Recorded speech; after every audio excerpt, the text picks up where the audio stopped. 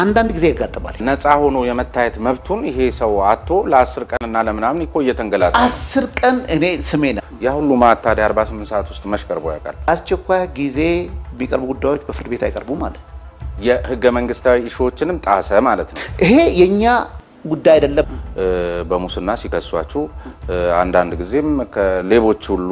በሚል ደረጃ ካልሆናችሁ እነሱን ስትከሳችሁ ለምን አታሳዩ ነው ሌቦች ሊኖሩ ይችላሉኛ ውስጥ ለህገ መንግስቱ ያልተገዛ ፍርድ ቤትስ እንዴት ህግን ያስፈጽማል ይሄ ህግ ከሀገሪቱ ህግ ማቀፍ መውጣት ይችላል ይሄ ህገ መንግስታዊ ማለት አንችልም 2014 ላይ የፌደራል የመጀመሪያ ደረጃ ፍርድ ቤት ዳኞች ፓስታ ሞኮሮኒ ዘይት በስፖንሰር በፍርድ ቤቱ ቅና አልተሰጣቸው በእውነት እንግዲህ ለኔ ቼክ አድርጋለሁ ጉቦን ከሴትዮዋ ተቀብዬ ለዳኛው ሰጠው ብሎ የቀረበ ሰው የፍትህ አካል ነው ይሄ ኢንስፔክተር አሁን ኮማንደር ሆኗል ኢንሴንቲቭ ካልሰጠናቸው ሙስና ላይ ትግል ልናረጋ እንችላለን እልም ብሎ ይቀር እንጂ የፖሊስን ጉቦ ሰጪ ማበረታታትና አሁን በሚሉት መነጽር ሊታይ ይገባል ፖሊሱን አለ ያበረታታ ነው ኢንቴግሪቲ ያለው ፖሊስ ነው አላለም ያ ፖሊስ ጨዋ ፖሊስ ነው አላለም እኛ የፈለግነው ያንን ፖሊስ ያቺ ድርጊት ሰጥቷል ያቺ ድርጊት ስለመፈጸም ወንጀለኛ ነው አይደለም እንዴ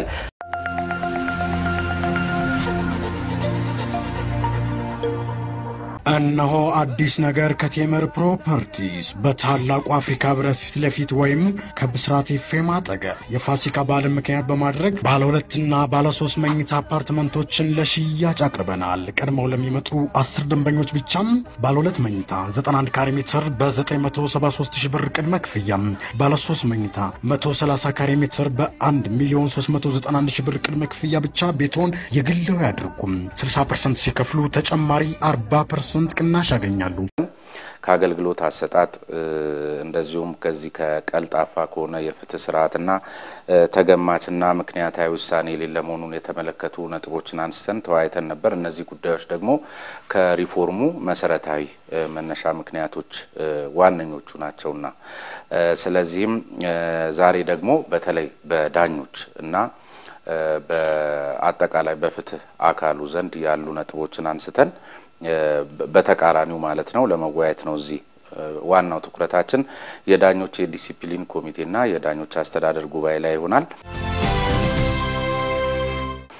በአንድ ሀገር ላይ በተመሳሳይ ህግ ነው ሀገሪቷን ተዳደረው ነገር ግን በተለይ እንደዚህ አይነት ሀገራዊ የሆነ ነገሮች በሚኖሩበት ጊዜ ላይ ሐሳብን በነፃ ከመግለጽ መብት ጋር ተያይዞ ሊሆን ይችላል በመሳሰሉት ነገር ግን አንዱን አስራቹ አንዱን ምትተውበት ወይም ደግሞ በመንግስት በተሰጣችሁ ተልእኮ ልክ አንዱን አንገብግባችሁ አንዱ ደግሞ እንደፈለገው እየጨመረ የፈለገውን የሚያደርግበት ነገር ይታያልና ይሄም አንዱ እናንተ ላይ እምነት ህዝቡ እንዳይኖረው ከሚያደርጉ ምክንያቶች አንዱ ነው ተብሎ ይነሳል እዚህችም ላይ ባጭሩ ይበሉኝና ወደ ዲሲፕሊን እንግዲህ ስሜን አሁን ይሄን ነገር ማንሳቱ ጥሩ ነው ብዙ ሰዎችም ይሉናል እንደዚህ አይነት ነገር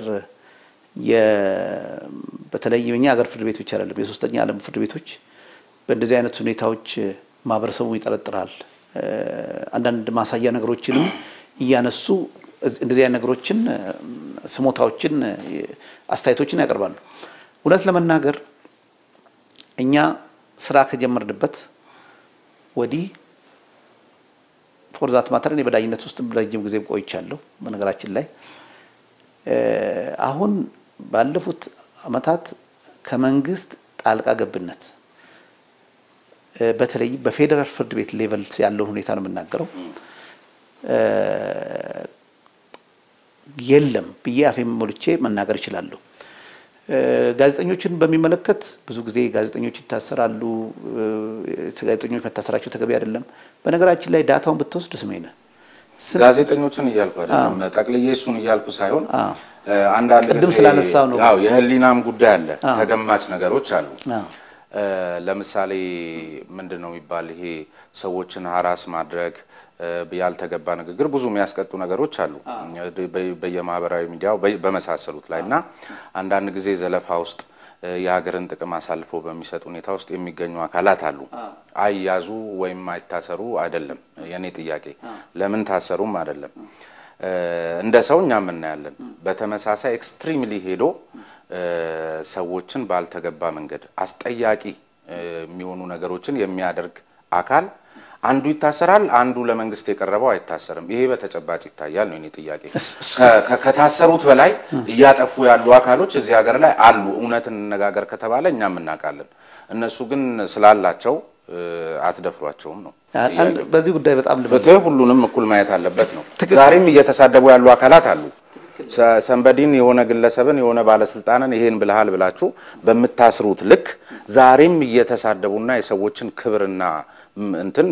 በሚነሳ መልክ ዛሬም ትናንትም ከትናንት ወዲያም እያደረጉ ያሉ አሉ እነሱ ጋር ሲሆን እጃችሁ ያጥራል ይሄ ደግሞ ኢፍትሃዊነት ነው ከፍርድ ቤት አይተበቅም ነው ይሄ በጣም ጥሩ ጥያቄ ነው እኔም ለሱ ምላሽ ተሰጠ ነበር ፍርድ ቤት በራሱ ተነሳሽነት ምርመራ እንዲደረግ አዝ ምርመራ የሚያደርገው ሌላ አካል ነው የሚከሰው ሌላ አካል ነው ፍርድ ቤት ከግለሰቡ ሆነ ከመንግስት ክስ ከቀረበ በኋላ አቤቱታ ከቀረበ በኋላ ማስተናገድ ነው ስራው ስለዚህ አሁን እኛ መጠየቅ አለብን መጠየቅ እንደምን የቀረበላችሁን ጉዳይ እንዴት አያችሁ በቀረበላችሁ ጉዳዩ በግለሰቦች መሐከል ልዩነቶች ፈርጣቸዋል ነው ገለልተኝነት አለ ግን አንድ ጉዳዮችም ላይ ደግሞ እንደዚሁ መረጃ ማስረጃ ሳይቀርብባቸው በተመሳሳይ በቀረበላችሁም ጉዳይ ላይ ይሄ ምንድነው ከህግ ብቻ ሳይሆን ከርት አቋያ እንኳን ስትመዘኑ በጣም ተገቢ ያልሆኑና ተገማች ያልሆኑ ውሳኔዎችን የመስጠት የማሸት መዝገቡን የማንከባለል ነገር ሰዎችን እንደዚህ አለ በእውነት እንግዲህ ዳታዎች ላይ ተመስርተን መናገር እንችላለን የዳኝነት ነፃነትን የሚጋፋኮ ወንጀል አድርገን በህግ መልክ እንዲወጣ ያደረግነው እነዚህ ነገሮች እንዳይፈጠሩ ነው ስለዚህ ከዚህ አሁን ቅድም ካነሳቸው ነገሮች ዳታ በሰጥህ መጀመሪያ ከታሰሩት ከተጠረጠሩት መንግስት ብዙ ጊዜ አሁን አንተ ባንተ በኩል ይሄን ነው የምትለው ከመንግስት ወገን ደግሞ ቢሰማ ፍርድ ቤቶች አሁን በአንድ ጊዜ ወደ ሌላው shift አድርገዋል ጊዜ አይሰጡንም የምርመራ ጊዜ አይሰጡንም ክስ ለማቅረብ ዝግጅት ጊዜን አይሰጡንም ማስረጃዎቻችን ለማቅረብ ፍርድ ቤቶች ያን ነገር ተከሳሾችን ተጠርጣሪዎችን እኛ ለማስቀጣት ጥረት በመናደርግበት ጊዜ የሚሉ ስሞታዎች ናቸው ያሉት ይሄ ስሞታ መኖሩ ባይዞ የጤናማነት ነው ከሁሉም ወገን ኮንሰርኖች መኖር አለባቸው ያ ኮንሰርኖችና ስሞታዎች ሲኖሩ የበለጠ እየተጠናከርን እንሄዳለን ነገር ግን አሁን ቅድም ያልከው ነገር በሚመለከት እስቲ ስሜነ ተንገላትቻለሁ ያለ beyond reasonable doubt ሳይረጋገጥብኝ ፍርድ ቤቱ ወስኖብኛል ያለ የዋስትና መብቴን ጠይቄ የዋስትና መብት ተከልክያለሁ አላግባብ ተደጋጋሚ ጊዜ ቀጠሮ ተሰጥቶብኛል ያለ ተጠርጣሪ በዳታ ተስት አስደግፈ በተመጣለሽ እኔና ላንሳ ለምሳሌ ጊዜ ቀጠሮ ጠይቆ በፍርድ ቤት በእናንተ ውድቅ ተደርጎባቸው እንግዲህ በደንብ ፕሮሰሱን አሟልቷል ከዛ በትዛዙ ላይ ይግባኝ ሲጠየቅ የዋስ መብቱን የጠበቃችሁለትን አካል መልሶ ፖሊስ ያስራል በጣም ጥሩ ይሄ እሺ ቆይ ጣልቃ አይገቡም እንበል እንግዲህ ፖሊስ ሲጀመር ሳያጣራ ማሰር የለበትም ከዚያ በኋላ ከተሰጠው የጊዜ ቀጠሮ በላይ የናንተን ውሳኔ አግዶ የሰውን ይግባኝ መብት ነፍጎ አሰረ ማለት ወደዳችሁም ጠላችሁም ባስፈጻሚው ተጽኖ ስር ናችሁ ማለት ነው ጣልቃ መግባቱን እንተውና ባስፈጻሚው ተጽኖ ስር ናችሁ ይሄ በተደጋጋሚ በፌደራል ፍርድ ቤት በነገራችን ላይ በፌደራል ፍርድ ቤት ይሄንን እንደዚህ አይነት ሁኔታዎች ማጋጠሙ ነገር በሰፊው የለም አንዳንድ ጊዜ ያጋጥማል ሂር እንደዚህ አንዳንዴ ሳይሆን እኔ ብዙ ያጋጥማል አንዳንዴ እውነት ለመናገር የኛ ዳኞች የኛ ፍርድ ቤት ትዛዝ ሳይከበር ቀርቶ ቶለሬት ያለጉበት ሁኔታ አለ ብዬ አላስብም አንዳንድ ጊዜ የሊጋል ቴክኒካሊቲዎች የመጠቀም ሁኔታዎች አሉ ዋስትና አንደኛ ተጽኖ ቢኖር እኮ መንግስት የፈለገው ነው መጀመሪያው ነው የፍርድ ቤት አይለቅም ነበር በየጊዜው ኮንፍሮንቴሽን ውስጥ የፍርድ ቤት ትዛዝ ፈጽሙ አትፈጽሙ የሚል ትንቅንቅ ውስጥ የምንገባው ይሄ ፍርድ ቤት ነፃ ሆኖ እየሰራ መሆኑን ትልቁ ማሳያ ነው ምክንያቱም ተጽዕኖ ውስጥ ቢገባ እኮ መጀመሪያውኑ እኮ ተጽዕኖ የሚያሳድረው አካል እኔ የሚፈልገው ይሄን ነውና በዚህ መልኩ ይወሰንልኝ ብሎ ተጽዕኖ ስላስገብቶ የሚፈልገውን ውሳኔ ማግኘት ይችል ነበር ውሳኔው የማይፈልገው ውሳኔም ይሄ ፍርድ ቤት መንግስትም የማይፈልገው ውሳኔ ይወስናል ይሄ ውሳኔ በማስፈጸም ረገድ ግን አንዳንድ ጊዜ ለአንድ ቀን ለሁለት ቀን ውሳኔው እስኪፈጸም ድረስ ምንድነው አሁን ለምሳሌ ከፍተኛ ፍርድ ቤት በዋስትና ይለቃል ከፍተኛ ፍርድ ቤት በዋስትና ሲለቅ ኢሚዲየትሊ ይግባኝ ይላሉ ጠቅላይ ፍርድ ቤት ማለት ነው ወይ መጀመሪያ ደረጃ ፍርድ ቤት ብሎ ይግባኝ ወደ ከፍተኛ ፍርድ ቤት ይላሉ ጤናማ ነገር ነው ይግባኝ ይበሉ በዚህ ይግባኙ ሂደት ወቅት ፖሊሶች አንዳንድ ጊዜ ማልቀቅ እሱንም ወደ ኢሚዲየትሊ ነው መልቀቅ ያለባቸው እኮ በዛ ሂደት ውስጥ ነፃ ሆኖ የመታየት መብቱን ይሄ ሰው አጥቶ ለ10 ቀንና ለምናምን እኮ እየተንገላታ 10 ቀን እኔ ስሜና የለም 10 ቀን የለም ካለም ምንድነው የሚሉት ፖሊሶች አይ ለቀደዋል ከለቀቅነው በኋላ ይሄን ተጠርጣሪ የፈለግነው በሌላ ወንጀል ነው ተጠርጥረን የፈለግነው ስለዚህ በሌላ ወንጀል ደግሞ ምርመራ ልናደርግበት ነው ብሎ ያቀርባሉ ይሄ ምንድነው የህግ ቴክኒካሊቲዎችን ተደግፎ የሚደረግ ነገር እንጂ የፍርድ ቤት ትዕዛዝ ካልፈጸሙ እኔ በዳኞቻችን ላይ ሙሉ እምነት አለን በፌደራል ፍርድ ቤት ላይ ውሳኔዎቻችን እናስፈጽማለን ሌላ በ48 ሰዓት ውስጥ ደግሞ ሳያቀርቡ ፖሊሶች ያሻቸውን አድርገው ባሻቸው መንገድ ተጠርጣሪ ነው ብለው ያሰቧቸውን አካላት ፍርድ ቤት ሳያቀርቡ የትም ማሰንብተው ሲያመጡም ፖሊሶችን ተጠያቂም ስታረጉ አትታዩ ፍርድ ቤቶቻችን ይሄን ቶለሬት አድርጉ ሙሉ አፌን ሞልቼ እናገራለሁ ስሜን እንዴ አሁን ለምሳሌ በቅርብ ጊዜ ከዚህ ከህግ ማስከበር ዘመቻው ጋር ተያይዞ ሺ ጊዜ በሀገሪቷ በአስቸኳይ ጊዜ አዋጅ ውስጥም እንኳን ብትሆን ሊነኩ ማይገባቸው የሰብአዊ መብት ጉዳዮች አሉ አንዱ የትኛውም ተጠርጣሪ በህግ ፊት እኩል መሆኑና በ48 ሰዓት ውስጥ ፍርድ ቤት መቅረብ ነው ያ ሁሉ ማታዲያ 48 ሰዓት ውስጥ መሽቀርቦ ያቃል ከዚያ በኋላ አይተም 30 ቀንና ምናምን ታስቶ መጥቶ ነው ያስቸኳይ ጊዜ አዋጁን ስሜን አስቸኳይ ጊዜ አዋጁ በአስቸኳይ ጊዜ አዋጅ የሚቀርቡ ጉዳዮች ለፍርድ ቤት አይቀርቡም ብሎ ፓርላማ ያወጣው ህግ አለ ያን ህግ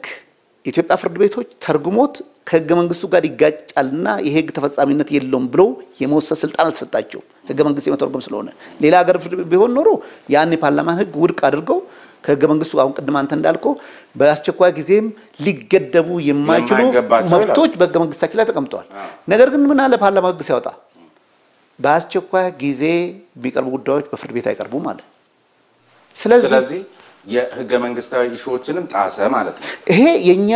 ጉዳይ አይደለም ነው ቅድም እንዳልኩትም የኛ የሆኑ ነገሮች ወደኛ ይምጡ የኛ ያልሆኑት ነገሮች ደግሞ በሌላ አካል ላይ ለምሳሌ ዞሮ ጥሩ በ48 ሰዓት ውስጥ ይቀርባል እሺ በሌላ መልኩ ደግሞ አንዳንድ ጊዜ ባልተገባ መንገድ እኮ እናንተንም አስፈጻሚው በተለያዩ መድረኮች ላይ እንደውም እኛ ከምንለው በላይ ሲዘልፏችሁ በሙስና ሲከሷችሁ ካልሆናችሁ እነሱን ስትከሳችሁ ለምን አታሳዩ ነው ስቤደ ምን መሰለ በመንግስት አካላት ማከል ሶስቱ የመንግስት አካላት ትልቁስ አንዱ ራሱን የቻለ የስልጣን አካል ነው ሶስቱ የመንግስት አካላት የመንግስቶች ናቸው ስራ አስፈጻሚ መንግስት ነው ህግ አውጪ መንግስት ነው ፍርድ ቤት መንግስት ነው እኛ በስራ አስፈጻሚ ላይ ያለንን ስሞታ እናቀርባለን ምክንያቱም የቼክ ኤንድ ባላንስ ዋናው መሰረቱ የሶስቱ አካላት በተደጋገፈ ሁኔታ ስራዎችን ሲሰሩ ህገ መንግስቱ ከኛ የሚጠብቀው እነዚህ ሶስቱ አካላት በተደጋገፈ ሁኔታ ቼክ ኤንድ ባላንስ እየተደራረጉ ስራዎቻቸው ማከናወን አለባቸው እኛ አስፈጻሚ አካላት ስለኛ ኮሜንት ካደረጉ ግድ የለንም ምክንያቱም የሆነ ነገር ኮሜንት አይደለም ህዝብን ለጥርጣሬ እናንተ ላይ ያለውን እምነት በሚሸረሽር ደረጃ በሚሸረሽር አግባብ የሚቀርቡ ኮሜንቶች እኮ አስቸጋሪ አይሆንም እሱን መልሶ አንዴ ጠፋን ስም ለመገንባት እንትና ይላችሁ እኛ ስም ይጠፋል ብለን አንገምትም ስም ለምንድነው መሰለ አስፈጻሚ አካል ለምሳሌ ሌቦች አሉ ከተባለ ሌቦች ሊኖሩ ይችላሉ እኛ ውስጥ ሌቦች ሊኖሩ ይችላሉ አስፈጻሚ አካሎች ቤኔፊት ኦፍ ዳውት እንሰጣቸዋለን የሚል ነገር ምንድነው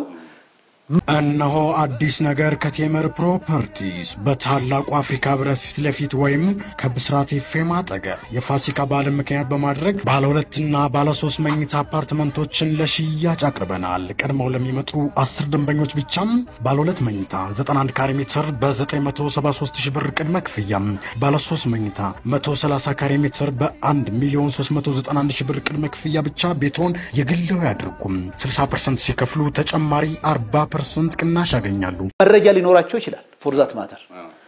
ያለ መረጃ ይናገራሉ ብለን አንገምትም።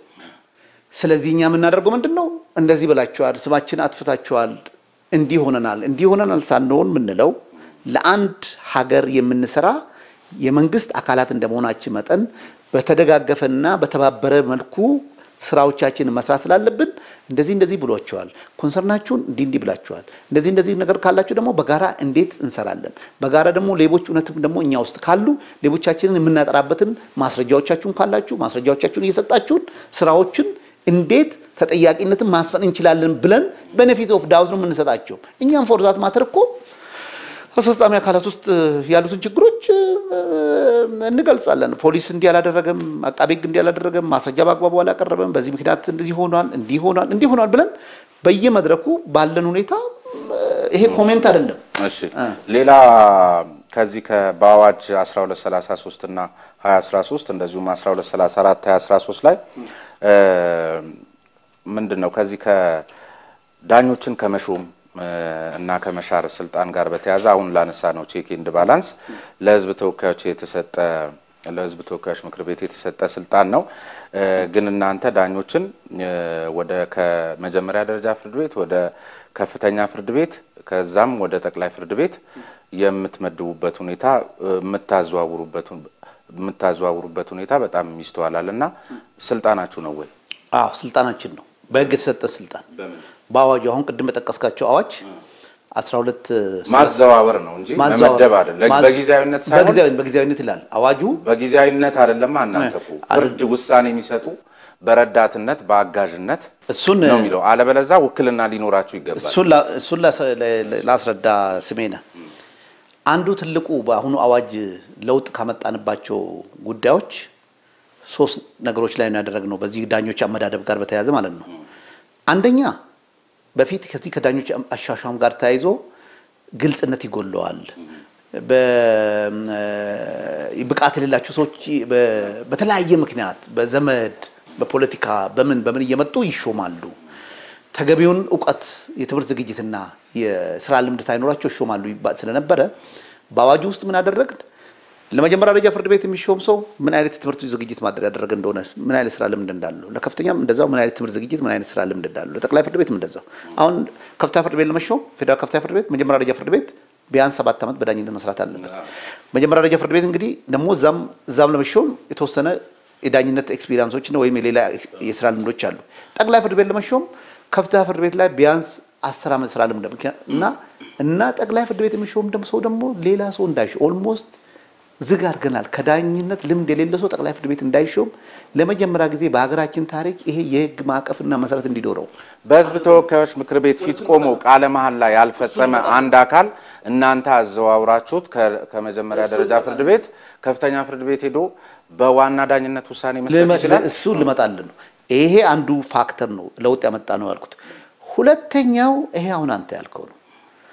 ዳኞችን በአሸጋሽገን መስራት ሌሎች ሀገሮች ተሞክሮም ነበር እዚህ ሀገርም ይሄ ተሞክሮ አለ ማሸጋሸግ እኮ ይቻላል ብያለሁ ማዘዋወርም ልክ ነው ተሰጥቷቸው ስሜን ላስረዳ መመደብ ነው እኮ ናት ላስረዳ ስሜን ላስረዳ ይሄ ነገር ወደ ህግ ከመቀየራችን በፊት ወደ ህግ ነው የተቀየረው አሁን ህጋዊ ዕውቅና እንዲኖረው ነው ያደረግነው ወደ ህግ ከመቀየሩ በፊት በሰፊው በኢትዮጵያ ውስጥ በክልሎች ይሰራበታል በሌሎች ሀገሮችም ይሰራበታል ምንድነው የሚሰራበት ለምሳሌ የዳኞች ፓነል 4 ወይም 5 ወይም 3 ከሆነ ጁኒየር ዳኛውን ሶስተኛውን ዳኛ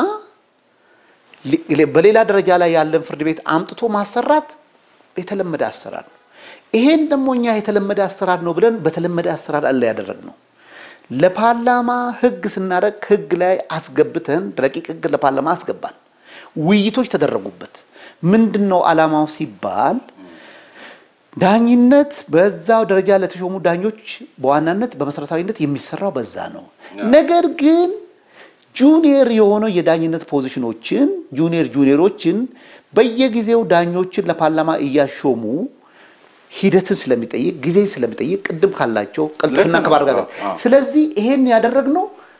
በህግ በተሰጠን ስልጣን አይደለም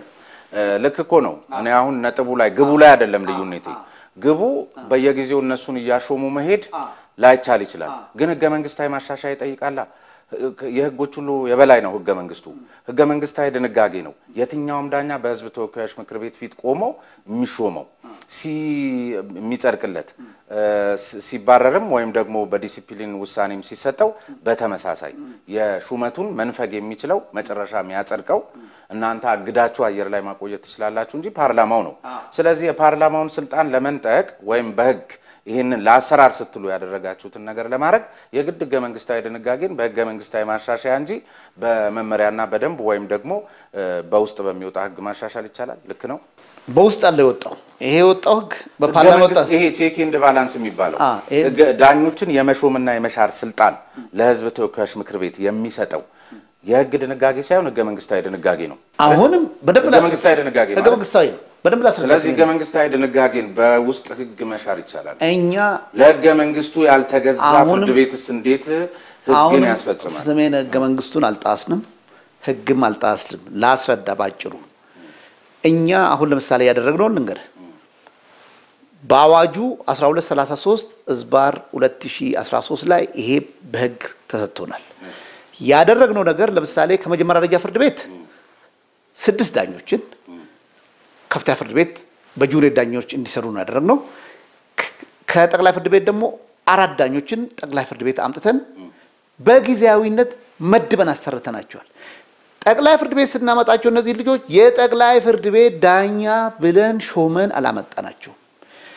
ዳኞቹን ከመጀመሪያ ደረጃ ፍርድ ቤት ከፍተኛ ፍርድ ቤት ስናመጣቸው የከፍተኛ ፍርድ ቤት ዳኞች ብለን አልሾምናቸው ጊዜያዊነት ማለት በጊዜው በጉባኤ ምን ያህል ጊዜ ጉባኤ ይሄን የሚወስነው በነገራችን ላይ ምን ያላል አዋጁ በጊዜያዊነት በጉባኤው ፈቃድ ፍርድ ቤቱ ላይ ያሰራ ይችላል የአዋጁ መነሻ ላመጣ ነው ለ6 ወር ለጉባኤ አሁን ያመጣናቸው ማለት ነው ለ6 ወር ይሄ ያለውን የሥራ ጫና እንዲቀንሱ በጊዜያዊነት መድቦ እንዲሰራ ጉባኤውን ጠየቅን በህጉ መሰረት ጉባኤውም ህጉ መነሻ አድርጎ ፈቀደልን አሁን ግልጽ መደረግ ያለበት ለየደረጃዎቹ አልተሾሙ ጉባኤው ህጉን ነው መጠበቅ ያለበት ህገ መንግስቱን ነው አሁን እኛ የተከራከረው ምንድነው ሹመት አይደለም የሰጠነው ምደባ ነው የሰጠነው ሹመት ቢሆን ውሳኔ እየሰጡ እኮ ነው ሹመት ቢሆን ምደባ ምንድነው ውሳኔ ሰጣሉ ጁኒየር ዳኞች ሆነው ምደባ ነው ያደረግነው ፎር ዛት ማተር እኛ ሌሎች ሀገሮች ያሉን ተመክሮ ልንገር ሌሎች ያሉ ተመክሮ እኛ ሌሎች ሀገሮች አይደሉም የሚገዙን ህገ መንግስታችንም ቢሆን ከህገ መንግስት አልጻረርንም እያልኩ ነው በግልጽ አሁንም እንዴት ህገ መንግስታዊ ድንጋጌን በጉባኤ ድንጋጌ አልተጻረርንም ጉባኤውን እኮ ነው ሹመት አላደረግንም ስሜነ ምደባ ነው ያደረግነው ያን ደግሞ ህጉ ፈቅዶልን ነው ያደረግነው ህጉ ከህገ መንግስት ነው የሚመነጨው ለኬት ያመጣው እንግዲህ በኔ እምነት ስሜነ ይሄ ህግ ከህገ መንግስት ጋር አይጋጭም ይሄ ህግ ደግሞ ከህገ መንግስት ጋር ይጋጫል የሚል ከሆነ ያን ህግን ህገ መንግስት ጋር ይጋጫል ብሎ ህጉ ከሀገሪቱ የህግ ማዕቀፍ እንዲወጣ ማድረግ የሚችለው የፌዴሬሽን ምክር ቤት ነው ህግ ከወጣ እኛ ያን ህግ ተግባራዊ ማድረግ እንጂ ይሄ ህግ ከህገ መንግስት ጋር ይጋጫል ብለን ህጉ ተፈጻሚ አይሆንም ማለት አንችልም ያ ህግ ተፈጻሚ መሆን አይችልም ይሄ አዋጁ ላይ ወጣው ህግ ተፈጻሚ መሆን አይችልም የሚል ወገን ካለ ለህገ መንግስት ተጣሪ ጉባኤ ያቀርቦ በህገ መንግስት ተጣሪ ጉባኤ ደግሞ ለፌዴሬሽን ምክር ቤት ቀርቦ ወገን እኔም እኮ ወገን ነኝ ማለት የሀገሪቱ ሁሉ የህጎች የበላይ ሆነ ህገ መንግስት ሲጣስ እኔም ይቆጨኛል ያገባኛል ማለት የሆነ ችግር ባይደርስብኝም በእነዚህ ሰዎች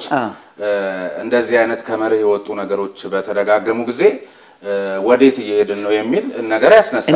እምነትም ያሳጣል አጭር መልስ ልመልስልህ በዚህ ጉዳይ ላይ እኔ ህገ መንግስት እንዲጻረር የሚል እምነት የለኝም እንደዛ አይነት ስሜት ያላቸው ሰዎች እንደዚህ ያላቸው ሰዎች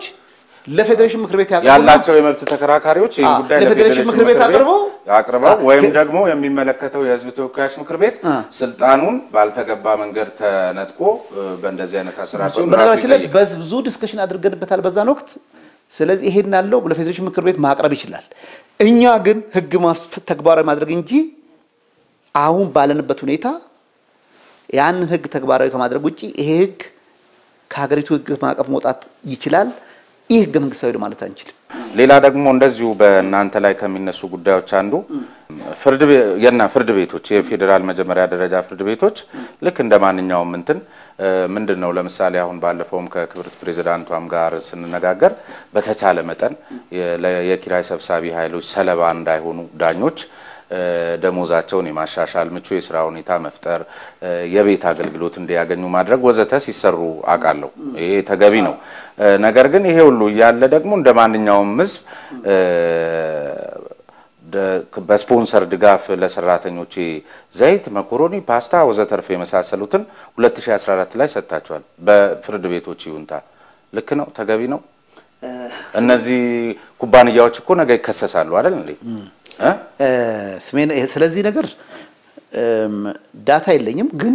ተሰጥቷል 2014 አስተያየት ልስጥ በነገራችን ላይ ብዙ ጊዜ አሁን ለምሳሌ ይሄን ህንጻ አይታላል ይሄን ህንጻ የታደሰውን ህንጻ ማለት ነው ብዙ ተቋማት በእንግሊዛዊ ተቋማት ባንኮችን ድርጅቶችን ስፖንሰርሺፕ ሬዝ ያደረጉ ጥገናዎችን እድሳቶችን ፈንድሬዝ ያደርጉ ነበር እውነት ለመናገር እንደኛ የተጠነቀቀ የለም በጣም ትልቅ የሪሶርስ ችግር አለብን ይሄን የሪሶርስ ችግር ደግሞ ለመቅረፍ ስራዎችን ፈንድሬዝ እናደርጋለንና አሁን አንተ ያልከውን የኮንፍሊክት ኦፍ ኢንተረስት ሊመጡ ይችላሉ ጉዳዮች ሊኖራቸው ይችላል ምናምን ይያል በከፍተኛ ሆነ ሪዘርቭድ ሆነን ይኖራቸዋል ደግሞ ንግድ ውስጥ ናቸው ይኖራቸዋል ዲሲፕሊን አሁን ጂአንት የሆነ ኦርጋናይዜሽን ምን ችግር አለው አሁን ለምሳሌ ንግድ ባንክ ይላል ንግድ ባንክ ትልቅ ባንክ ነው ፍርድ ቤት ውስጥ አንድ ጉዳዮች ይኖራቸው በርካታ ጉዳይ ይኖራቸው ነገር ግን የሆነ ስፖንሰር ስላደረጉ ጉዳዮቻቸውን በዛ ጉዳይ ያንን ጫና ይፈጥራሉ ተብሎ አይታሰብና ምናምን ይላሉ እውነት ሊሆን ይችላል አስተሳሰብ ነው አገንዛቤ ላይ ችግር አለ እውነት ሊሆን ይችላል በጥብቅ ዲሲፕሊን ነው በጣም ሪዘርቭድ ሆነን ስንሰራ የነበረው ማለት ነው እንደዚህ አይነት ነገሮች በተቻለ መጠን እንዳይፈጠሩ አንዳንድ ጊዜ እንግዲህ አሁን ቀደም ያልከውን ዳታ የለኝም አሁን ኮመርሻል ኮዱን ለምሳሌ አሁን ብሪቲሽ ካውንስል ላይ ቀደም ኮመርሻል ኮድ ተቋቋመ ጉዳዩን አያውቁትም እኔ 2014 ላይ የፌደራል የመጀመሪያ ደረጃ ፍርድ ቤት ዳኞች ፓስታ መኮሮኒ ዘይት በስፖንሰር በፍርድ ቤቱ ቅና አልተሰጣቸው በእውነት እንግዲህ እኔን ቼክ አድርጋለሁ ግን ለሰራተኞች ሆኖ ሊሆን ይችላል ለሰራ ወይ እንግዲህ ይሄን ስለዚህ ጉዳይ እኔ ፋክቱ ስለሌለኝ አስተያየት ባልሰጥ ይችላል ግን መረጃውን የለኝም እውነት ለመናገር ቢኖሮት ግን ብለን እናስብ መረጃውን እንሰጥዎታለን እሺ ይሄን መረጃ ያገኙት ምን ይሆናል ዳኞች መኮሮኒ ፓስታ በስፖንሰርሺፕ በጠቅላላ ፍርድ ቤት ተቋም አሰራር መዝገብ ቤቱ ምንም እኮ ተጽዕኖ አለው ሁሉም በመግባር ነው ሊገዛ የሚገባው ተቋም ነው ፍርድ ቤት ውስጥ ሆኖ በስፖንሰር አንዳች ነገር ማግኘት አለበት ይሄን መረጃ ከሰጠዎት ምንድነው የሚሆነው ቀጥሎ ይሄን መረጃ ከሰጠኝ እኔ ቼክ ማድረገው ነገር ምንድነው እኔ ዳኞች ይሄን እዚህ ውስጥ ይገባሉ ብዬ አላስብም ሜቢ አሁን መጠረጥረው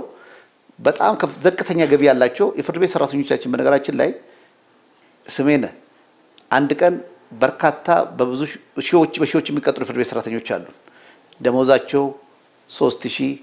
2500 የማሰራተኛ ናቸው የፍርድ ቤት ሰራተኞች በቃ ቆይ የመጀመሪያው ደረጃ ፍርድ ቤት ጽዳት ልትሆን ትችላለች ምን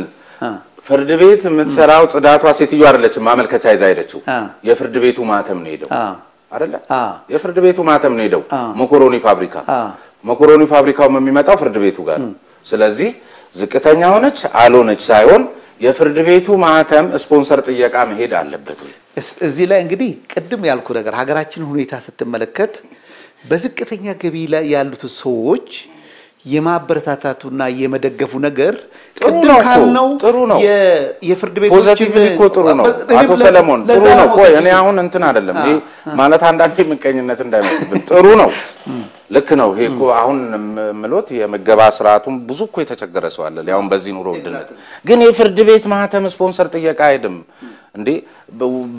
የነፃ ገበያ ኢኮኖሚ ስርዓት ውስጥ እኮ ነን ያኛው መኮሮኒ ፋብሪካ በላካችሁለት ማህተም የናንተን ችግር ውስጥ ያሉ ሰራተኞች የደጎመው መኮሮኒ ፋብሪካ ከሌላ ለናንተ ደግሞ ስፖንሰር ካላደረገ መኮሮኒ ፋብሪካ ጋር እኮ ውድድር ውስጥ ነው ያለው ስለዚህ ልክ ነው ወይ ነው በቃ በኢን ፕሪንሲፕል በመረ ደረጃ ሰዎቹን እንተዋቸው በመረ ደረጃ ልክ ነው በምንድነው መሰለ እኔ ደግሞ ትንሽ ላብራራ በዚህ ጉዳይ ላይ ይቅርታ እንኳን ዳታውን በሌለኝ ጉዳይ ላይ ከማን ተወሰደ ምን ተወሰደ የሚለው ዳታ በሌለኝ ነገር ላይ ብዙ መናገርም ባይኖርብኝ የሆነ ግልጽ ኮንፍሊክት ኦፍ ኢንተረስት ውስጥ የሚያስገባ ከሆነ መታየት ያለበት ይሆናል ነገር ግን እንዴት አያስገባም አይተኮነ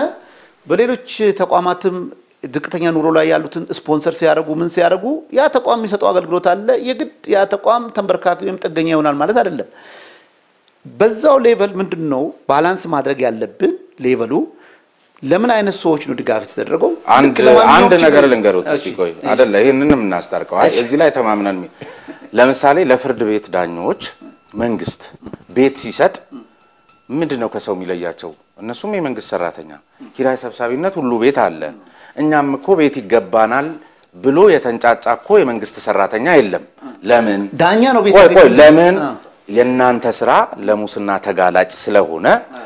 ኮመን አንደርስታንዲንግ ነው። ሳይነጋገሩ መግባባት ነው። የመርህ ጉዳይ ነው አይደለ? ለዚህ ነው ዳኞች ለዚህ ተጋላጭ ስለሆኑ ነው እንጂ እሱም ተምሮ ነው ይሄን ስራ ያዘው። ሌላውም ሁሉም ሰው ስራ ነው። ማንንም ከማንንም በመንግስት ፊት በህግ ፊት እኩል ነው የሚል እኮ ሎጂክን ማምጣት ይቻላል። ስለዚህ በዚህ ደረጃ ዝም ሲባል እንደገና መልሳችሁ ተደርጎላችሁ እዚህም ደግሞ ዝቅተኛ ማህበረሰብ አለ የሚባል ቋንቋ አይሰራም። የፍርድ ቤት እንትን ቦታውን ልኩን ክብሩን ጠብቆ ቤቱ ነው መቀመጥ ያለበት። በመርህ ደረጃ ስሜን እስማማለሁ። አንተም ደግሞ እንድትረዳልኝ የምፈልገው ደግሞ በተለይም በአዲስ አበባ ከተማ የሚኖሩ በዝቅተኛ ኑሮ ላይ የሚኖሩ ራሳቸው መመገብ ያቃታቸው አሁን ሌላም ቢመጣ ታረጋ አሁን እኮ በርሶ እንትን ሌላም አሁን ዘይት ቢመጣ ልትቀበሉ ነው? ምንድነው መሰለ ለምሳሌ ምግብ መብላት ተቆጥቶት መንበር ከዳኞች ዲሲፕሊን እና ከዳኞች አስተዳደር ጉባኤ ጋር በተያያዘ በተለይ በዳኝነት አካሉ ላይ ስለሚነገሩ የሙስና ጉዳዮችን በተመለከተ እንደዚሁ በተመሳሳይ መልኩ ማንንም አይምሬ የሆነ ቅጣት እንደምትቀጡ ለዚሁ ማሳያ የሆኑ ዘንድ 3 ዳኞችን በቁጥጥር ስር መዋላችሁን በተመለከተ ማብራሪያ ሰጥተዋል። ከነዚህ ከ3ቱ ዳኞች ግን አንዱ ላይ የተወሰነውን ውሳኔ መነሻ አድርገን አንዳንድ ጉዳዮች ሎጂኩን ነው የምናወራው። ግለሰብ ጉዳያችን አይደለም። ሎጂኩን ነው የምናወራው። የዚህ የዳኞች የዲሲፕሊን ኮሚቴና የአስተዳደር ጉባኤ ዳኞች ላይ የሚቀርቡ አቤቱታዎችን የሚያይባቸው በርካታ አይነት መርህ ህግጋትና ገደንቦች አሉና ከሱ አኳያ ነው የምናየው ጉዳዩም ለቅሬታው መነሻ የሚሆነን መዝገብ ቁጥር 293910 ነው። በልደታ ምድብ ችሎት በሁለተኛ ቤተሰብ ችሎት የነበረው መዝገብ ነው። ያቁታል ብዬ አስባለሁ። እስቲ ፋክቱን ልስማው ዝም ብዬ ብሪፍ እንዳረጋግጥ የቀረበው ክስ ባጭሩ እንግዲህ የንብረት ክፍፍልን የተመለከተ ነው። ንብረት ክፍፍሉን በተመለከተ ተካፍለዋል፣ ተፋተዋል። እዚህ ከተማ ላይ ግን አንድ ህንጻ የሚባል ንብረት ስላለ እሱን ንብረት ክፍፍል እንዲሰጥበት የተመለከተ ነው። ምንድነው የሳቸው መቃወሚያ? በአሜሪካ ታይቷል ነው። አለመታየቱን አረጋግጦ ዳኛው ይሄንን ጉዳይ የሚታይ መሆኑን አረጋግጦ ማየት ጀምሯል። ከዚያ በኋላ ግን ዳኛው ጉቦ ተቀብሏል በሚል ታግዷል። ወይም አሁን ለጊዜው ወይም ደግሞ ሌላ ቦታ ላይ ነው የሚሰራው። ይሄን ክርክር የተመለከተ ነው። አሁን ከዚህ መነሻ ተነስተን ይሄን ጉዳይ የዳኞች አስተዳደር ጉባኤና ዲሲፕሊን ኮሚቴ አይቶ ነው ውሳኔ የሰጠው ለዳኛው አይደል? ያቁታል። ስለዚህ በዚህ ፕሪንሲፕል ነገሮችን ማየት ፈልጌ ነው። ጉዳዩን አይታችሁታል? ጉዳዩን አይተነዋል። አስቀድመን እሳቸውም ማብራሪያ ሰጥተውበታል። በነገራችን ላይ እሱም ስለተጣረሰብኝ ነው። ክብርት ፕሬዝዳንቷም የተናገሩት ነገር ስላለ በዛ በቴሌቪዥን ጣቢያ ላይ እሱን መሰረት አድርገን እንመልከትና በነጥብ እናያቸው ወይም አጠቃላይ ምንድነው በነገራችን መነሻ ይስጡ። ምንድነው ይሄን ጉዳይ አስቀድመን በተነገረኝ ኖሮ የፍርድ ቤታችን ውስጥ ይሄ ሀፕን እንዳደረገ አውቀዋለሁ። ይሄ ጉዳይ ፋክቱንም ሰምቻለሁ። አጋጣሚ ሆኖ እኔ በረፍት ጊዜ ባልነበርኩበት ጊዜ በጉባኤ የተወሰነ ውሳኔ ነው። ነገሩ ግን ስለ ፍሬ ነገሮቹ ግን ግንዛቤ አለኝ። አስቀድመ በተነገረኝ ደግሞ የበለጠ ዲጋ አርጌ ባኛ እንትኑ ላይ ነው አምናራው ፍሬምወርክ ነገር ምንድነው የምናገረው? በተለይ በዳኞች አስተዳደር ጉባኤ የተወሰነ ውሳኔ እና አሁን በፓርላማ ያልጸደቀ ውሳኔ ዝርዝር ነገሮችን መስጠት ትንሽ ኮንፊደንሻል ነገር ነው የሚሆነው። ምክንያቱም ይሄ ውሳኔ የመጨረሻ ውሳኔ ያላገኘ ጉዳይ ነው። ዳኞች አስተዳደር ጉባኤ የዲሲፕሊን ኮሚቴ ያጣራ ለጉባኤው ያቀረበ ጉባኤ ውሳኔ ወስኗል። ዳኛው ከስራ እንዲታገድ ወስኗል። ይሄ ዳኛው ከስራ እንዲታገድ የወሰነው ውሳኔ ገና በፓርላማ ሄዶ የሚጸድቅ ውሳኔ ነው የሚሆነው። ስለዚህ ዲቴል ነገሮች ዲቴሉ ላይ አንገባም። አሁንም እኔ ግን ስለ ፕሪንሲፕሉ እንድናወራ ነው። ፕሪንሲፕሉን እናወራለን። አሁን ያሉኝንም በተመለከተ ፓርላማ ነው ቀደም ሲል ያልነው አዩት ፓርላማ ነው የሚያጸድቀው የዳኞችን ሹመት ውሳኔ የሚሰጠው ፓርላማ ነው። ስለዚህ ፓርላማው ባላጸደቀበት ሁኔታ ላይ አናንሳ ያሉኝ ነው። ዲቴል ማለት ግለሰቦቹን ትተን ግን ፕሪንሲፕሉን እናነሳለን። ግን እኮ አንዱ ላነሳው ነው የያስኩት አጀንዳም ቢኖር አንዱ መርህ እንደዚህ አይነት ጉዳዮች ፓርላማው እስኪያጸድቀው ድረስ ሚስጥር ሆነው የመቆየት ግዴታ አለ። አለባችሁ አይደለ አሁን እርሶ እንዳሉኝ እናንተ ግን ይሄን ውሳኔ አንድ ቀን አልቆያችሁም ድረገጻችሁ ላይ ስትለጥፉት ይሄ ታዲያ የልጅ የሰውየው ስም ተገልጾ ድረገጻችሁ ላይ ሲለጠፍ ክብርት ፕሬዝዳንቷም ለሀገር ውስጥ አንድ ቴሌቪዥን ሄደው በይፋ ሂልተን ውስጥ ይዘነዋል ብለው ሲናገሩ ለናንተ ሲሆን ልክ የሚሆንበት ለሌላው ሲሆን ልክ የማይሆንበት ምክንያት ምንድነው? ጥሩ ጥያቄ ነው ያነሳው። የህጉ ላይ የጉባኤው ዴሊብሬሽን ምስጥራዊነቱ መያዝ አለበት ይላል በህጉ ላይ ማለት ነው። ዞሮ ግን ዲቴል ነገሮች ለህዝቡ ይፋ ይደረጉ ማለት ነው። እንዲተደረገ የሚባሉ ነገር ማለት ነው። ግን ዳኛው ስለመታገዱ ግን ኒውስ ቢሆን በቃ ዳኛው ስለመታገዱ ብቻ አይደለም በእናንተ ድረገጽ ላይ የዳኛው ስም ተገልጿል ያለው ዳኛው ስለመታገዱ ምክንያቱም ኖ የዳኛው ስም ተገልጾ ሂልተን ሄዶ ይሄን ያህል 100,000 ብር ምናምን ጉቦ በልቶ ተቀብሎ በሚል በቴሌቪዥን ክብርት ፕሬዝዳንቷም ተናግረዋል። ግለሰቡም ስሙ ተጠርቶ በህዝብ ዘንድ ነፃ ሆኖ የመታየት መብቱን ተነፍጎ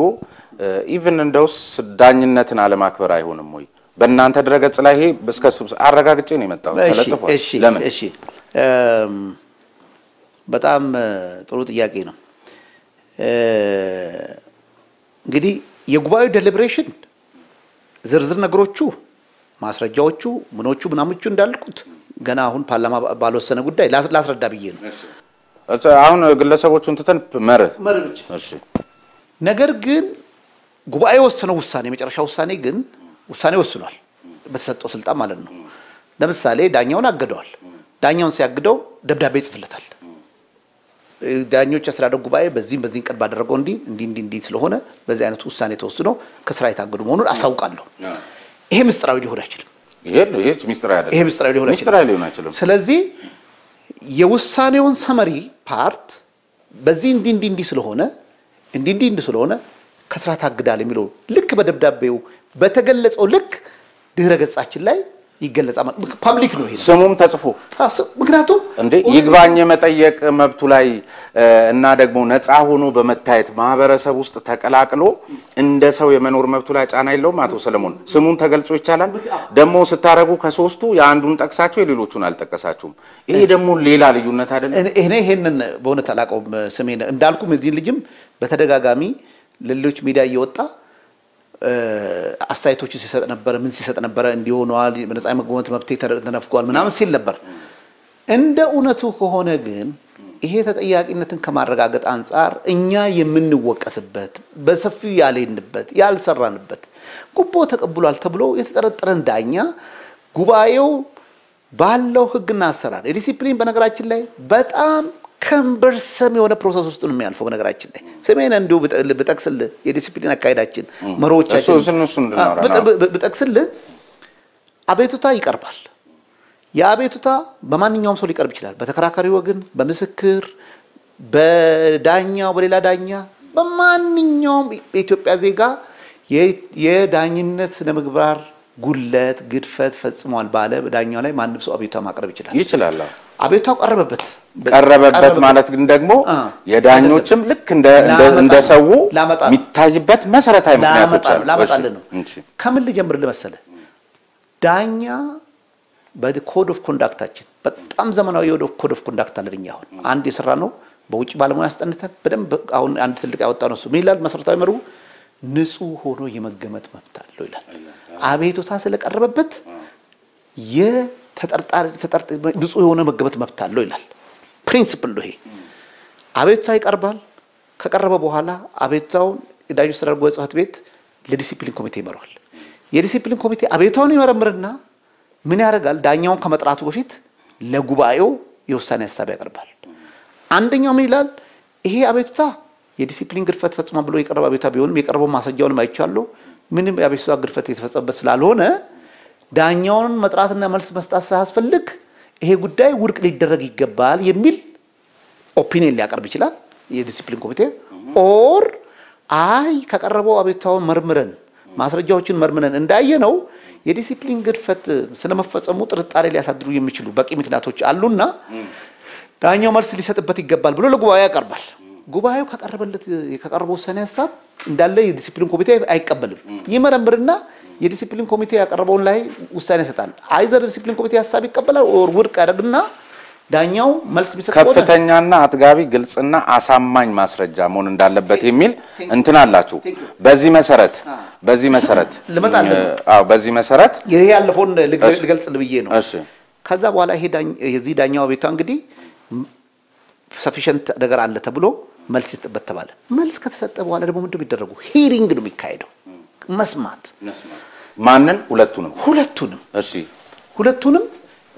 በዚህ ኬዝ ዳኛው ተሰምቷል በዚህ ኬዝ እኔ የመስማት መብቱ ተጠብቆታል ብዬ ነው ማቀው መብቱማ እዚህ በደንጋጋያቸው መሰረት እንዴት ያምራል እኔ አሁን ሳነበው ይሄ ኮድ ኦፍ ኮንዳክቱ በጣም ማለት እንደውም ለራሳቸው ለዳኞቻቸው ሲሆን በጣም አድቫንቴጃቸውን የሚጠብቅ የሚመስል ነገር ነው የሚሆነው ግን በዚህ መሰረት እኮ አልተሰማም አልታየም አቤት ቢያንስ የክስ ዝርዝሩ ለሱ አልደረሰም በቃል ክርክር ላይ ለምሳሌ ግለሰቧ የራሳቸውን እንደ ምስክር ሳይቆጥሩ እንደ ምስክር የመደመጥ መብታቸው ተረጋግጧል ስሜነ እንዳልኩ በዚህ ጉባኤ ዴሊብሬሽን ውስጥ የለውም በእርግጠኝነት ግን ኮንፊደንትሊ የሚገልጽልህ ነገር በዚህ ጉዳይ የኛ አሁን ያለው የጉባኤ ኮምፖዚሽን ስለማቅ ነው ብዙ ጊዜ የምንቸገረው የዚህ ጉባኤ ኮምፖዚሽን እና ዲሲፕሊን ኮሚቴ ወደ ዳኞች የማድላት ዳኞችን ሞር ፕሮቴክት የማድረግ ነገር ነው እንደውም ሞር የሚታየው እኮ እንደሱ ነገር አሁን በዚህ ጉዳይ እኔ እንትን እንዳይሆን እኮ ብዬ ነው አንዳንዴ ምን ይሆን መሰለኝ እኔ ለምሳሌ እንደ ሰው እኔ አሁን ዳኛ ስላልሆንኩ ብዙ ጊዜ ከምሰማውም አገልግሎት ፈላጊ እንደመሆኔ መጠን ብዙ ጊዜ እኔም ተጠረጥራለሁና ወደ ዳኞች ነው ምናሳብበው እና ግን ደግሞ አንዳንድ ጊዜ የግድ ዳኞችንም ራሱ የሚከስ ፍርድ ቤት አግኝተናል የሪፎርሙ አካል የሆነ ጠቅላይ ፍርድ ቤት መጥቶልናል በሚል ደግሞ ባልተገባ መንገድ ደግሞ ዳኞቻችንንም ሐራስ ማድረግ ተገቢ አይሆንም ለምሳሌ አንድ በጣም ያሳቀኝ ነገር ልንገሩት እዚህ ክርክር ላይ እኔ ቢያቁትም ባያቁትም ዝም ብሎ ሎጂካሊ አየር ላይ እናወራ አሁን ለዚህ ዳኛ ጉቦ እኔ ነኝ ያቀበልኩት ብሎ በምስክርነት የቀረበው የልደታ ፖሊስ ኢንስፔክተር ነው ጉቦ ሰጠው ብሎ ጉቦን ከሴትዮዋ ተቀብዬ ለዳኛው ሰጠው ብሎ የቀረበ ሰው የፍትህ አካል ነው ይሄ ኢንስፔክተር አሁን ኮማንደር ሆኗል ሲጀመር ይደመጣል የፖሊስ አካል አሁን ማለት የነሱንም ስም ማጥፋትስ አይሆንም ወይ ገጽታስ በዚህ ደረጃን ያለ እንትን ሲያቀርበው ጉቦ መስጠትም ምናምንም አሁን ፕሪንሲፕሉን እናወራ መስጠትም መቀበልም ወንጀል አይደለ እና ሰጪዎቹን በቁጥጥር ስር ለምን እንዲውሉ አላስደረጋችሁ ለምን አልከሰሳችሁ ጥሩ ሐሳብ ነው ስሜና በጣም ጥሩ ሐሳብ ነው በነገራችን ላይ ጉቦ በጣም ኮምፕሊኬትድ የሚያደርገው ሙስና ላይ የምናደርገውንም ከፍተኛ ኮሚቴ ትግል የበለጠ የሚያወሳስበው ጉቦ ሰጪው ተቀባዩም ወንጀል መሆኑ በኢትዮጵያ ወንጀል ነው ፖሊስ ደግሞ ሲሆን ትንሽ ልመጣልን ከዛ በኋላ ባለፈው ጊዜም በሌሎች ወደ ሌላ አርስት እንኳን በዘላ አይሆንብኝም ከተያዘ ስለሆነ አንድ ነጥብ ብቻ ላንሳ ጉበኞችን አጋልጡ ብለን በተደጋጋሚ በቴሌቪዥን ማስታወቂያ እየነገር ስንናገር ሰዎች ኢንሴንቲቭ የማያገኙት ቀርቦ ለማጋለጥ ምክንያቱም ኢምፕሊኬትድ ሆኗል የሰጠው ሞገን ተከራካሪ ሞገን ይሁን ፖሊስም ይሁን ጉቦ ሲሰጥ ኢምፕሊኬትድ ሆኗል እኔም ተጠያቂ ይሆናል የሚል ፍራቻ አለበት እንደዚህ አይነት ትግሎችን ውጤታማ እንዲሆን ማድረግ ከፈለግት በሌሎች ሀገሮች ጀስቲስ ሲስተም የተለመደው ነው ከሁለቱ ጥፋት ሁለቱም አጥፍተዋል ከሁለቱ ጥፋት ግን የትኛው ነው ሲሪየስ ጥፋት የሚለውን በመለየት አሁን በዲሲፕሊን ጉዳይ ብቻ አይደለም እኮ በግራንድ ኮረፕሽን ጉዳይ ላይ በሙስና ላይ የተሳተፈን ሰው ምስክር አድርጎ በሌሎች ላይ እንዲመሰክሩ አድርጎ ዋነኛዎችን አጥፊዎችንና ለማቅጣት ይሄ መጠቀም የተለመደ አሰራር ነው አሁን እንግዲህ በዚህ ጉዳይ ላይ ግን አንድ ቆይ ደግሞ ባለድርሻ አካላት የሚባል ነገር አለ ለምሳሌ ፍርድ ቤቶች ፖሊስ አቃቤ ህግ ወዘተርፈ ተቀናጅተው ካልሰሩ ሺ ጊዜ ውጤታማ የሆነ የፍትህ ስርዓት እዚህ ሀገር ላይ መገንባት አይቻልም በዛ ቀደም ሲል በነገሩኝ ፕሪንሲፕል የተሻለውን ጥፋተኛ ለማጋለጥ ሲሉ ከአንድ ፖሊስ አዛዥ ጉቦ ካቀበለ ፖሊስ አዛዥ ምስክርነትን አድምጠው ሲያበቁ እዚህኛውን ጥፋተኛ ላይ ደረሱበትና ወሰኑ ህሊናውትስ እንደዚህ አይነት ፖሊስ ባለበት ሀገር ላይ ፕሬዝዳንቱ ነው የሚሰሩበት ሁኔታ ነገም ከፖሊስ የሚመጡ ክሶችን ማስረጃዎችን በየትኛው ሊናውት ነው አምነው የሚቀበሉት? ስሜነ አንተ የምትለው ነገር ኤክስትሪም ሴንስ አደርገዋለሁ። ሁለት ምርጫ ነው ያለን። ይሄ ፖሊስና ይሄ ዳኛ ተባብረው ጉቦ በልቶ አቀባብሎ ምን ብለው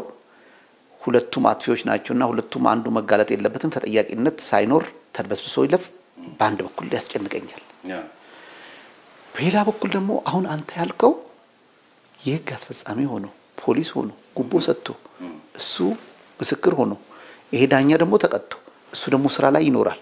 ለሱ ጥበቃ ተደርጎለታል ኮማንደር ሆኖ እሱን ያኔ በዛ ሰዓት በክሱ ሰዓት ኢንስፔክተር ነበር አሁን ኮማንደር አሁን እንግዲህ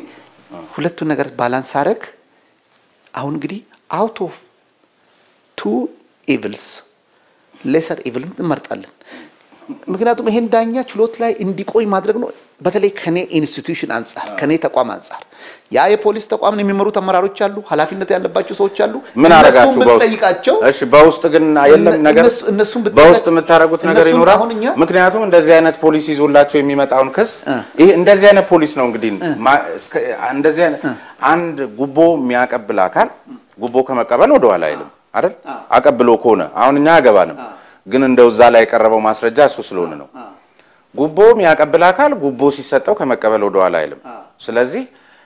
ይሄ ለእናንተ ዳኛ ሲሆን በአስረጅነት የቀረበው አካል በጉቦ ደግሞ ክስ ጽፎላችሁ ይመጣል የሆነ እኮ ወይ በጥናታችሁ ውስጥ አካታችሁ ወይ እንዲህ አይነት ነገር ያስጨንቀናል ብላችሁ እኮ ከነሱ የሥራ ኃላፊዎችም ጋር ደግሞ በአስተዳደራዊ መልክ ምትሰሩት ስራ ሊኖር አይገባም እኔ በነገራችን ላይ ሾክ አርጎኛል መኖር አለበት አንድ ፖሊስ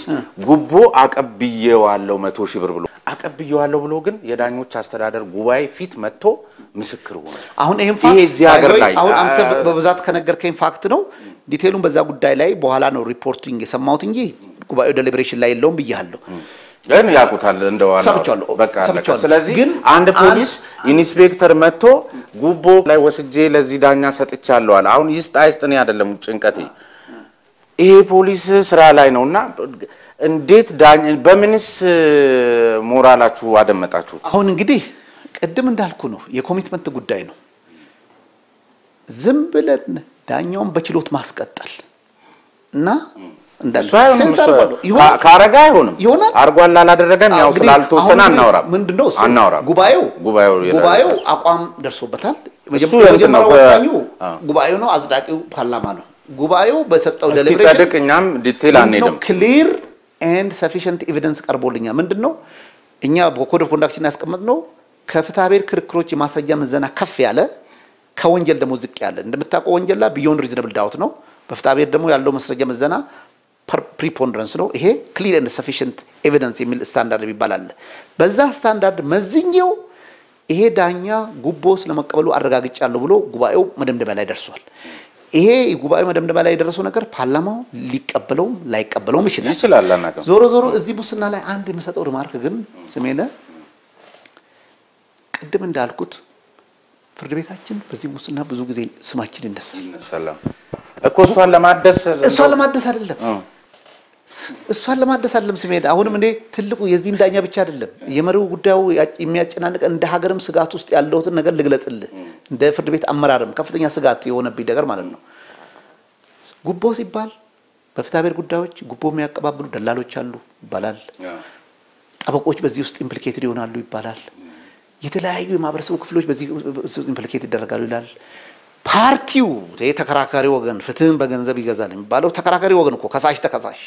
እሱ ጉቦ ይሰጣል እነዚህ ሰዎች ሁሉ ኑ ሙስናን እናጋልጥ ፍርድ ቤቱ በሙስና ላይ ያለውን ተጠያቂነት ሊያረጋግጥ ይገባል ሲባል ይሄ ሁሉ ቅድም ባልነው የሙስና የሰጠም የተቀበለም ያቀባበለም በሂደቱ የተሳተፈም ሁሉ በድርጊቱ ተሳታፊ በቀጥታም ሆነ በተዛዋሪ ተሳታፊ የሆነ ሁሉ ህጉ ተጠያቂ ስለሚያደርግ እነዚህ ነገሮች ደግሞ እነዚህ ሰዎች አካባቢ ላይ ማስረጃ የሚገኘው ከዛ አካባቢ ብቻ ስለሆነ እዛ አካባቢ ላይ ቢያንስ ለተወሰኑ ሰዎች የሚያጋልጡ ሰዎች ካሬጅ ድፍረት ኖሯቸው ራሳቸው በጥፋቶች ውስጥ የተሳተፉም ቢሆኑ ወንጀሉንም የሰሩም ቢሆኑ እነዚህ ነገሮችን እናጋልጣለን ብለው ኮሚትመንት ወስደው መረጃ የሚሰጡ ወገኖችን ካላበረታታን መረጃ የሚሰጡ ወገኖችን ካላደፋፈርን ኢንሴንቲቭ ካልሰጠናቸው ሙስና ላይ ትግል ልናደርግ አንችልም። የፖሊስን ጉቦ ሰጪ ማበረታታትና አሁን በሚሉት መነጽር ሊታይ ይገባል። ፖሊሱን አለ ያበረታታ ነው ያቺ ድርጊት ስለመፈጸሟ መረጃ እንዲሰጥ ያን ፖሊስ ኢንቴግሪቲ ያለው ፖሊስ ነው አላለም። ያ ፖሊስ ጨዋ ፖሊስ ነው አላለም። እኛ የፈለግነው ያንን ፖሊስ ያቺ ድርጊት ሰጥቷል። ያቺ ድርጊት ስለመፈጸሟ ወንጀለኛ ነው። ከሱ በላይ እንደውም ሌባ የለም የመጀመሪያው አይደለም እንዴ? እውነት እኮ ነው። ለናንተ ሄዳኞችን አዘዋውሮ መድቦ የማሰራት መብቱን የሰጣችሁ አካል አሁንም ለዳኞቹ ሲሆን ለምን መብቱን አይሰጣችሁም? ለጉባኤው ውሳኔውን ቶሎ እንድሰጡ ለአሁን የሚያጸርቅለት ቀደም ሲል ያልኩት የህገ መንግስት ድንጋጌ አሁንም ችግር ይዞ ይመጣብን እዚህ ጋር ነው። የሾመው ያኛው ምክር ቤት ስለሆነ አሁን ይሄ በዚህ ኬስ ዳኞችን የጉባኤውን ውሳኔ የሚያጸርቀውም የሚጥለውም ምክር ቤቱ ነው በተባለው መሰረት አሁን እዚህ ሰው ላይ ውሳኔ እስክትሰጡ ምክር ቤቱ እስኪያጸርቅ ተጠብቃላችሁ። እንደውም የተሻለ ነው የሚሆነው ያኛውን ዳኞችን የመመደቡን ስልጣን ሳይሆን ይሄኛውን ቢሰጣችሁ አይሻልም ነበር ወይ የመጨረሻውን ውሳኔ መስጠቱን? ምክንያቱም በመርህ በድርጊትም በፕሪንሲፕልም እንደዚህ አይነት ድርጊቶችን በጥልቀት ልታቆሙ ትችሉት ከፓርላማው ይልቅ እናንተ ናችሁ።